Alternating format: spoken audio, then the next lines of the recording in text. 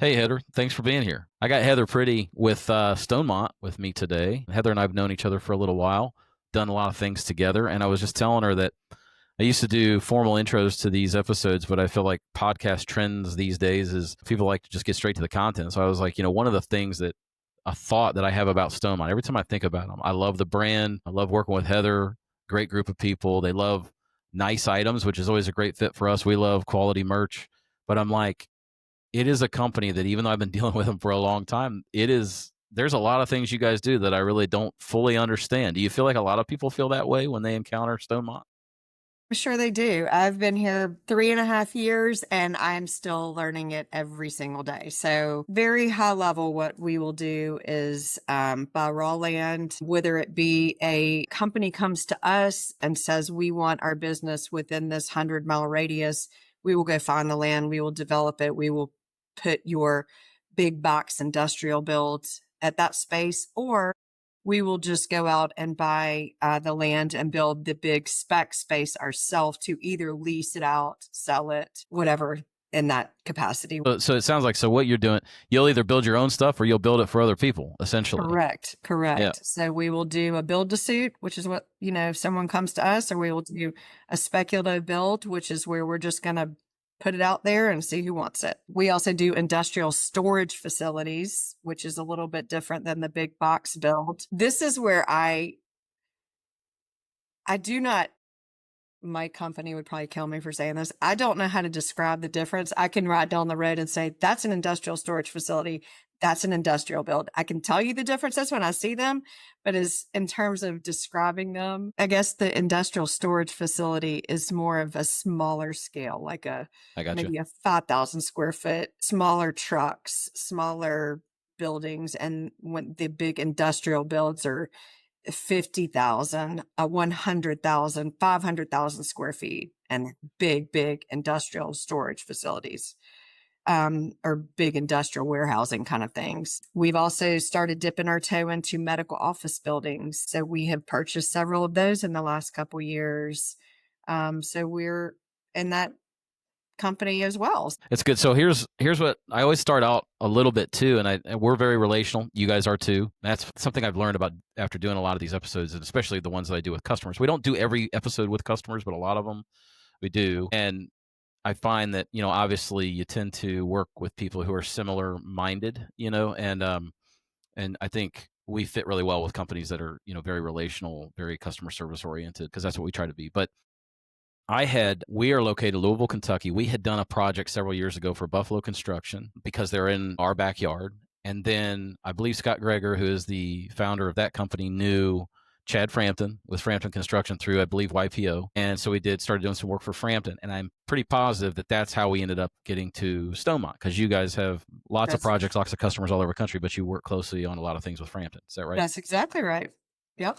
Yeah. So I think that the point I always make is that, it's so funny, the day and age we live in, so much AI, so much technology, human connection, human relationships still drives so much of what happens. And I'm absolutely confident you see it in the business that you guys do. It is relationships. I'm sure it's relationships that have lasted for a long time. And I'm pretty confident that you would say there are multiple deals with the same folks, over long periods of time.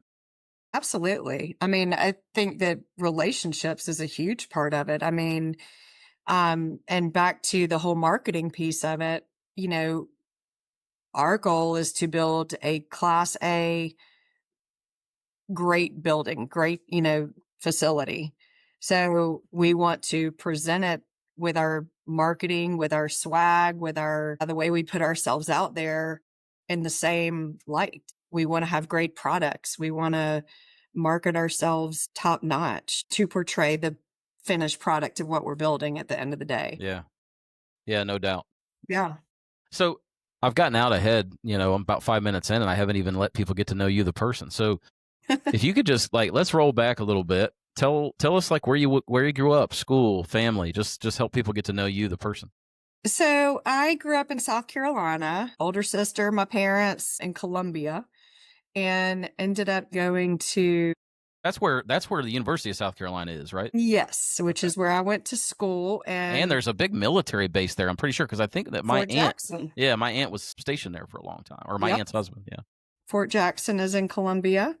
And I was a cheerleader there, which led me to my first job out of college where I worked for NCA, which is National Cheerleaders Association. Okay. So my job was I had the state of South Carolina and I was the state rep. So I was in charge of going to every school, whether it's a little peewee, Colleges, right? Or is it high schools too? everything. Yeah, Everything. it could Okay. be like peewee football group and their little So anybody with cheerleaders cheerleading, basically, that was a part of NCA. up to Clemson and University and South Carolina University, whatever. But I was supplying them with shorts, t-shirts, camp wear, Huh. palms, hair bows, That's big business. uniforms, everything. So I did the whole state of South Carolina and really loved that job and just kind of bounced around the whole state selling cheer So swag. you're a merch salesperson. So that's why I'm finding out all these years later you were selling merch. I was. And like I said, I loved that job. And then I got married and my husband went to Georgia Tech. So he was in Atlanta, which is how I ended up here. Well, we already had a Georgia rep. So they were like, sorry, you don't have a job Yeah. anymore. We don't need you There you in go. Georgia. So that was the end of that job, which was very sad for me. But that's kind of how I started out, I guess, in the swag business. But Heck yeah. ended up obviously. See, I told you that I do these episodes and I learn things that I didn't know. I mean, we've known each other for a couple of years. I had no idea. So it's First job was cheer swag. that's Not awesome. Yeah.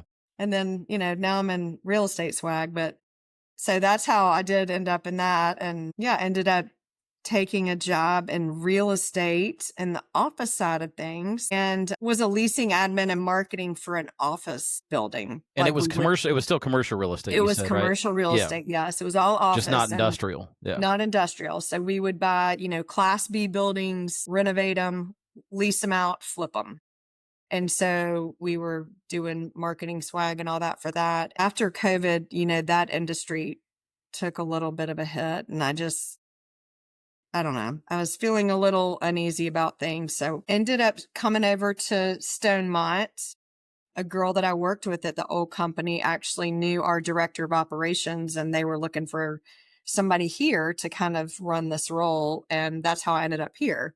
So, I've been here about 3.5 years and it's been great. Yeah, that's awesome. And so really quick, so just so people listening understand, because they may not, and I didn't, is you got the commercial real estate side, but then on the industrial side, you were talking, kind of like you were alluding to initially, you guys are primarily building, small to medium sized warehouses, large warehouses, essentially, correct? Or Correct. logistics facilities, maybe a better way to say it. Yes. They're, like you would picture on the side of an interstate, the massive Yeah. industrial buildings that would be, a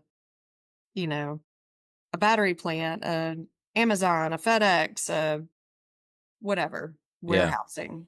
And obviously that's exploded over the last, with just the way that the economy's gone, and so much online, so much warehousing need is it's Right. exploded over the last 10 years. Yeah. Yeah. Yeah. Tell me what you do outside of work for fun, aside from the fact that you just got back from the beach.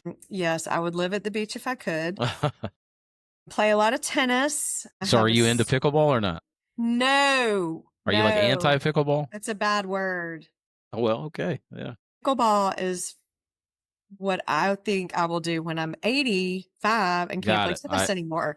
But the crazy part about it is everyone on the pickleball court is 20. Well, so that was going to be my question. So is just a total tangent here, but so do like hardcore tennis players, do they play both, or are they like anti-pickleball until they can't do tennis anymore? Okay, so most people I know have either converted to pickleball and love it, think it's the greatest thing, or they're like me and they play tennis and they hate pickleball. So there's no gray area. It's black or white. Not really. You're either all in or okay. I got it. That's right. right. I have not tried it at all, which is like I say that to people and they cannot. They're like, "You got to be kidding me." I was like, "No, I haven't done it." If I had never played tennis, I probably would really like it. My son is 21. He loves it. He thinks it's great. He's actually a college baseball player. Where does he play? So he actually just transferred from Augusta University. Yeah, that's where Patrick Reed played golf there. Well, yeah, their golf team is amazing. Yeah, yeah. So he just transferred to Berry College. So he's going to be playing up in Rome, Georgia. Okay. playing for the Lexington Blowfish this summer, like Hootie and the Blowfish's team. So Really? he's Okay. having a good summer he's living in Columbia this summer playing for the Blowfish. But he thinks pickleball is great, but if you've never played tennis, you would probably love it. I'm just used to tennis, and so Yeah, I mean, I was thinking, I was like, gotta love this country and its ability to say, tennis is a little difficult. Let's figure out a way to make it easier, oh, I think it's the But opposite. I think, well, I guess it's what you're used to, but I think pickleball is so much harder. yeah, it's interesting. So, all right, so you're the marketing coordinator at Stonemont. Give us kind of a snapshot of what your role looks like day to day and kind of how it fits into what the company's doing.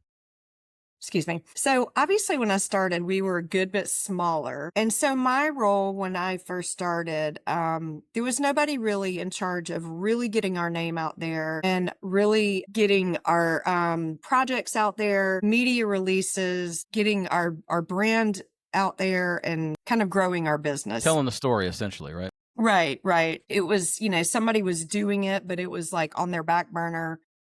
And so it wasn't really getting done appropriately. So that's really where I had to dive in when I first started and really try and get Stonemont's name out there, get us on LinkedIn, get the swag out there, start really planning events, getting press releases out there. And full disclosure, I have a great PR firm that helps me do that. But that's really where, my first goal here to do that was to get our name out there and the brand awareness. I mean, obviously ordering the swag part of my job is the most fun part, Yeah, I like but that part too. yeah, I do too. But yeah, it's a lot of press releases, media alerts, groundbreakings, broker events, all that kind of stuff also goes into my role to help with that brand awareness and, to let people know who Stonemont is and actually what we do. How would you quickly define kind of the audiences that you're trying to reach? I mean, we go back and it's like at a high level, you guys either build your own buildings or you're building kind of on behalf of other folks. But ultimately, the audiences that you're trying to engage, I mean, you mentioned brokers. Yeah, just give us a quick understanding of like, who are you trying to communicate to? So we deal with large investments, large investors in development. So it's important for us to have like a consistent and familiar and a sophisticated brand. We prioritize in offering top of the line items, which I think aligns perfectly with, the good products that and the exceptional product that Stonemont delivers at the end of the day. Yeah. I think that's a really Obviously. quick. I think that's a great lesson is, and something I think that you guys do really well is, because what I hear you saying is like, obviously you guys build really high end projects that are expensive. You're dealing with people who are investing lots of money, and therefore the brand and the merch that aligns with the brand has to kind of be commensurate with, has to be on that same level in order to reflect properly That's right. I mean, the commitment to quality is kind of everything we, everything you do. strive to stand for. So we definitely want, our finished product and our marketing to kind of go hand in hand with that. Yeah, no, that's good. So I know that you said that you kind of saw the opportunity at Stonemont because of I think it was like a friend or whatever. But was there? I know you were already in the space. Was there anything else though, like about Stonemont that drew you to it before? I mean, I know you're obviously a big fan of Stonemont as a person who works there, but from the So outside, was there something that really appealed to you? we have a really fun culture here. We have like I said, I am definitely the grandma of the company. Very young team, very fun culture. We do a lot of things together. We definitely, try to break away. We've formed a social committee, a Stonemont Success committee, and a Stonemont Supports committee, which is our volunteer kind of committee and all three of those committees kind of keep our company together and lets us do things in different ways. Like our social committee, once a quarter, it's like, you know what? Step away from the desk at 3:00. We're going to go. Actually, we went to play pickleball, Yep, much to my dismay, but it was a great event. We had an awesome time. you took one for the team. I took one for the team. Yep. But we try to do stuff like that. And then Stonemont Supports, which, like I said, is our volunteer. We'll do several Yeah, volunteer we've done events shirts throughout for the that, year. like where you guys Yes, have gone and done like you the did. habitat. You Yeah, did. right. That's Yeah. right. And then Stonemont Success, where we have like a mentor mentee program where, Okay. you throw a name in the hat of someone you would want to have to be your mentor, maybe someone not even in your department at all, but just someone that you might would look up to and kind of want to pick their brain, to help you That's awesome. move Yeah. farther in your career. There's just a lot of things here that Stonemont does that really, to me, makes a little bit different than other companies I've worked for. Yeah. No, I mean, it's, I find that a lot of the companies these days, especially, it's like there's obviously always been what I would call external marketing, but internal marketing Hmm. is, I think, continuing to grow in terms of just trying to create engagement. I mean, there is a lot of talent or a lot of competition for talent. So, creating a place where people feel seen, appreciated, they're excited to go to work every day is critical. Right, right.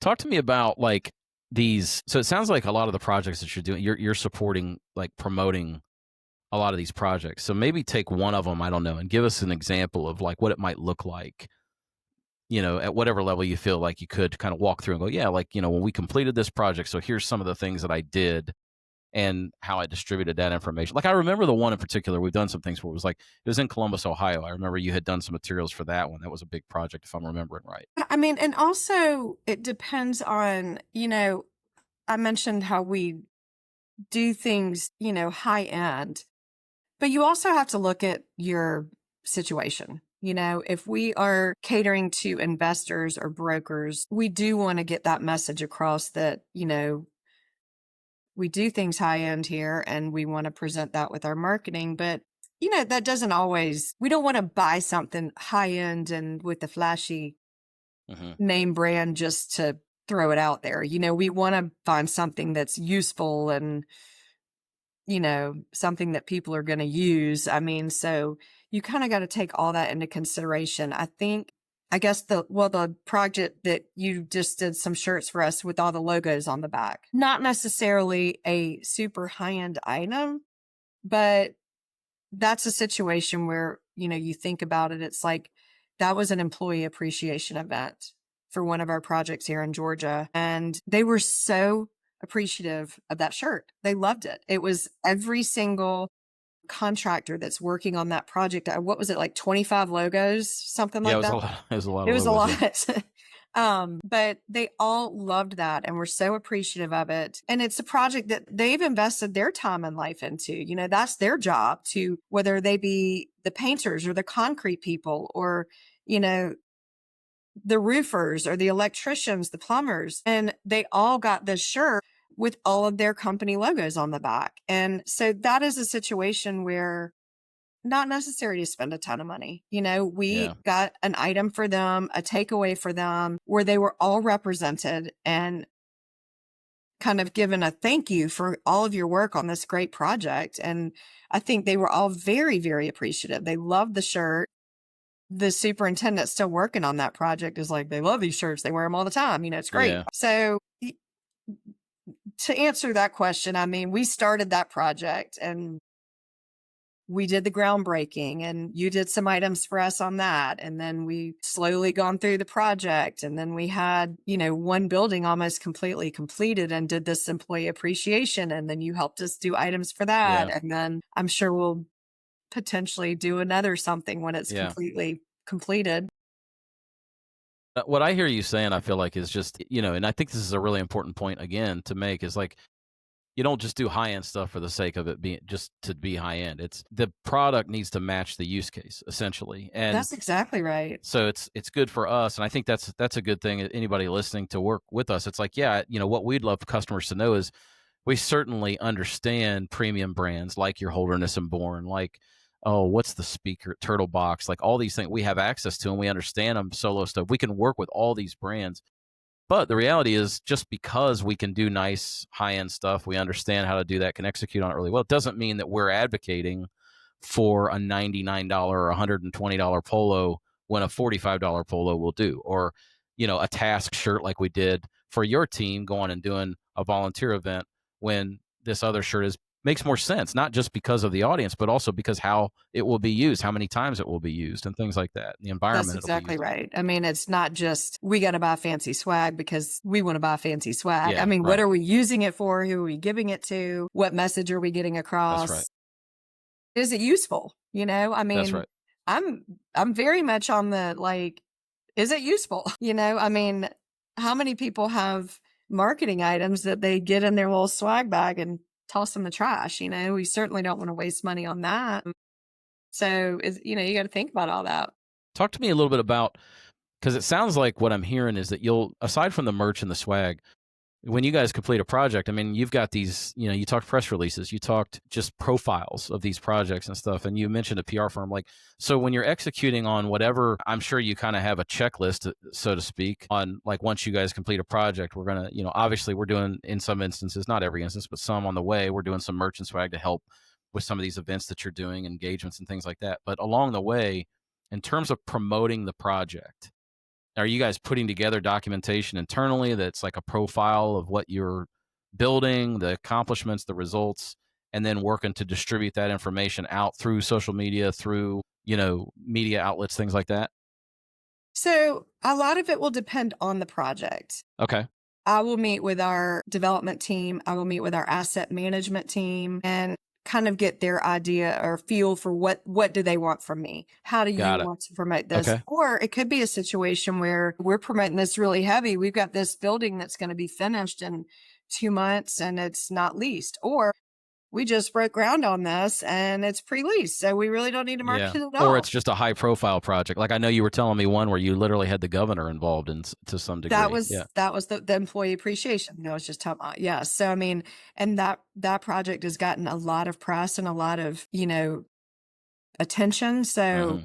we don't need to do a whole lot. I mean, like just your initial things you think of is, obviously your normal leasing sign out front. And depending on where it is it located on a major interstate? If so, we're going to get a 50-foot by 20-foot banner, like a leasing banner to hang off the side of the building.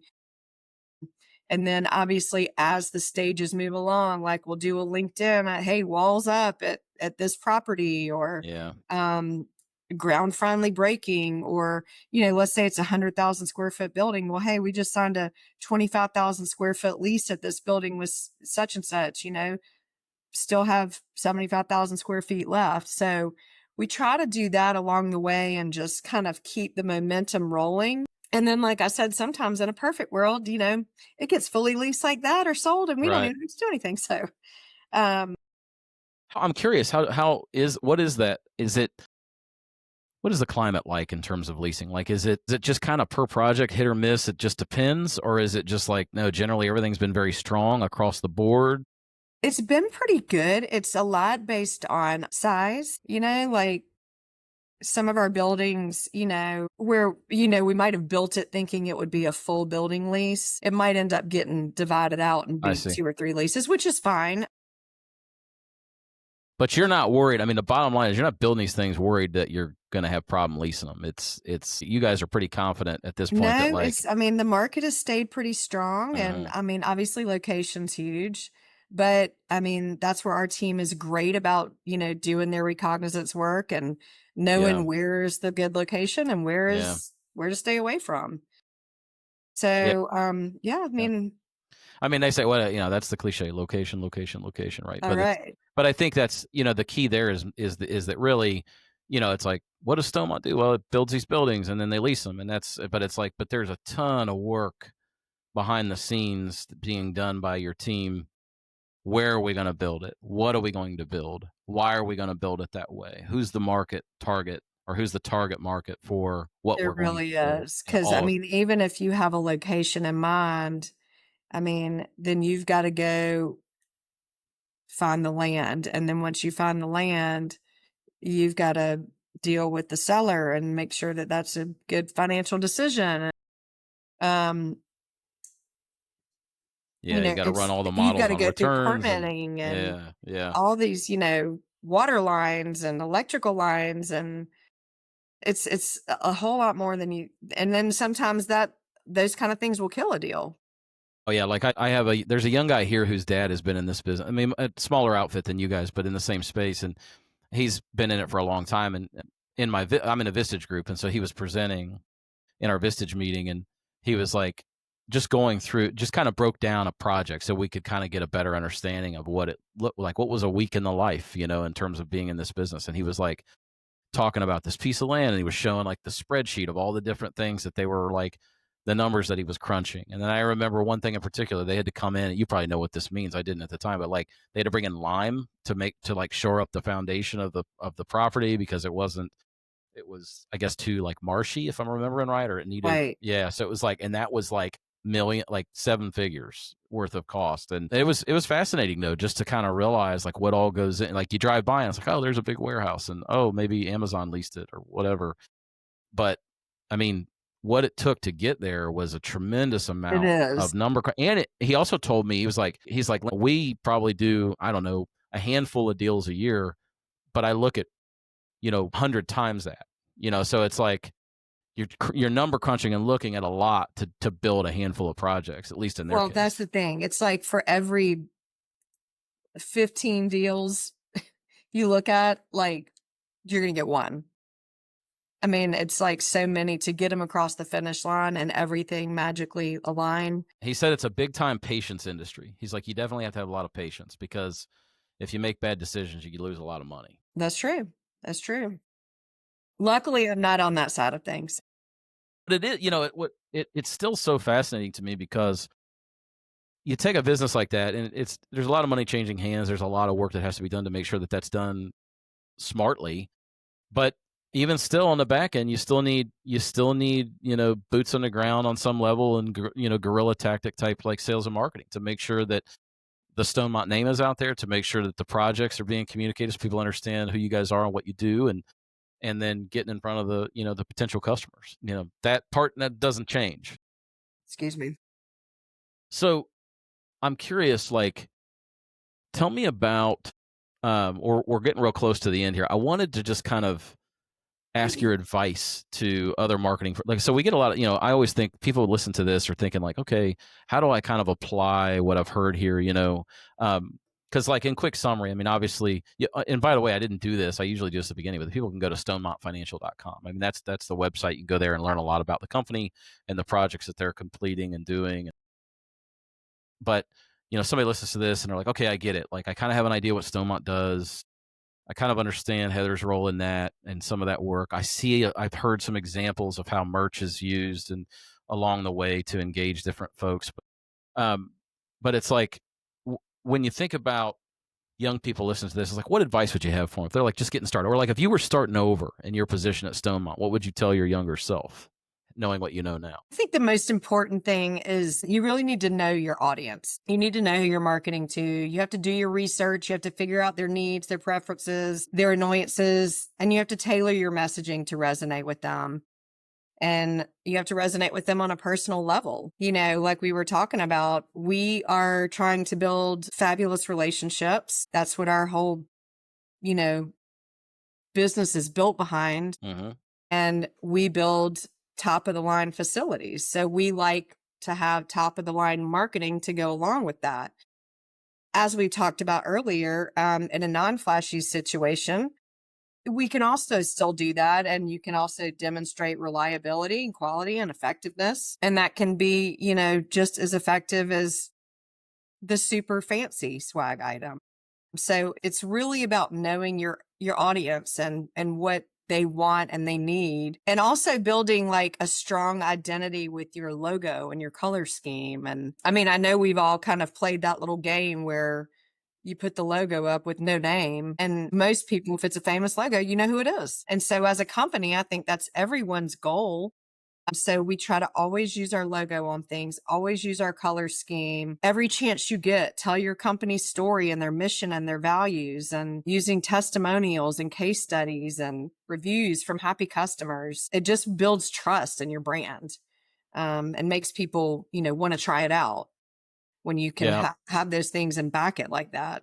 I love the idea of, and again, I feel like people might hear it and say, oh, it's a basic idea, but I think life is full of pretty simple ideas that we don't execute very well, Absolutely. our personal life, both in that and in business. And so I love the idea, know your audience. I've said it lately that, business is something I don't think they do well sometimes, is just have a really good idea of your value proposition. understand really well who that fits well with. And then everything else kind of can tend to fall in place as you then go about, like you said, learning what messaging resonates with them. A lot of marketing these days is kind of the scientific method on repeat. You're just sort of trying different things, and then whatever works, you try to do more of, and you try to do less of what doesn't. So I think that's just great advice that Well, people and I can really mean, act on. I'm in all honesty, you have helped a ton and helped building our brand. I mean, I know I can reach out to you and throw a random idea out there. You're going to throw 10 great items back at me. And not only am I going to pick one that's going to be amazing, but I'm going to get it fast. It's going to be perfect. It's going to be a price point that we like. I mean, that is huge. I mean, we've definitely used some vendors before that I'm like, forget it. I mean, Yeah, so that helps make my job extremely easy. And that's great. I mean, yeah. Well, I appreciate you saying that. I mean, I always say that, when you set out, I mean, this as a marketer, you say things in marketing, right? You make a promise. Hey, this is who we are and this is what it's going to be like to deal with us. But there's nothing more gratifying than to hear a customer say, hey, this thing that you said that I was going to get, I got, it actually happens. and that's And great. Yeah. that's right. Yeah. And again, I think the other point that you made about whenever you get an opportunity, tell your story, which is what you're doing now, on the podcast, telling the Stonemont story. And Yeah.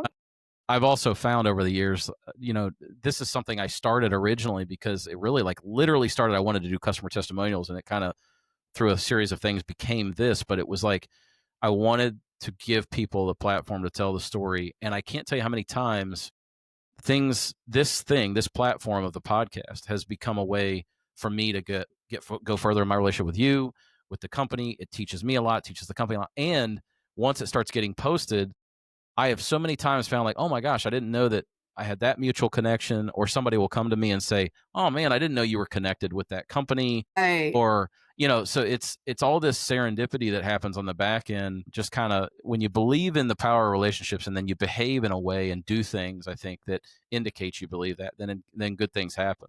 So, I think it's true. yeah. Tell people how they can connect with you personally. I know I mentioned the website, but how can they connect with you and Stonemont? So, yeah, stonemontfinancial.com, which is one of the other things that we have done since I started here, is we completely revamped our website to hopefully tell our story a little bit better. So if you look under team, I mean, I'm under there with my contact information, Heather.Priddy at stonemontfinancial.com. What are some of the social media handles, like, where they can get some of the content you guys are putting out on, like, Project Progress and things like that? So honestly, we don't do a whole lot with Instagram or Facebook or anything like that, but we are pretty heavy on LinkedIn. Yeah, I do see a lot on LinkedIn. Yeah, we do a lot on LinkedIn, and we send out to, and I think the guys are still doing it on our development team. I will kind of update like almost like I set it up in MailChimp, and it'll have all of our current availabilities. And so they will blast it out to a lot of our brokers regionally, and like, here's all of our availabilities, and with each line item you can click on it and it's our leasing flyer attached to it, how many square feet it is, what city state it is, like I said, with the leasing flyer. So MailChimp, but not, that's really more for what I created, and they use just regular email to send it out. But really LinkedIn, I would say, is our Yeah. big. Yeah, cool. So yeah, so it's like, and you know what, real quick, I'm gonna do it just so that I know it's stonemontfinancial.com, but do you know what the handle is on LinkedIn? I think it's Stonemont Financial. Like if you just search for You Stonemont got it. Yeah, Financial. it is. Yeah, you're right. Stonemont Financial Group. It's there. All right, Heather, I appreciate it. I know I went over slightly on time. Thank you for Thank being you here, for taking the having time. me. Yeah, and obviously appreciate your relationship and the partnership and the opportunities that you send. And I'm Well, looking I forward thank you to for more. helping make my job easy. Well, I appreciate you saying that. But all right, I'm going to let you get back to it. And yeah, thanks again for being here. I look forward to talking to you soon. Sounds good. Thank you.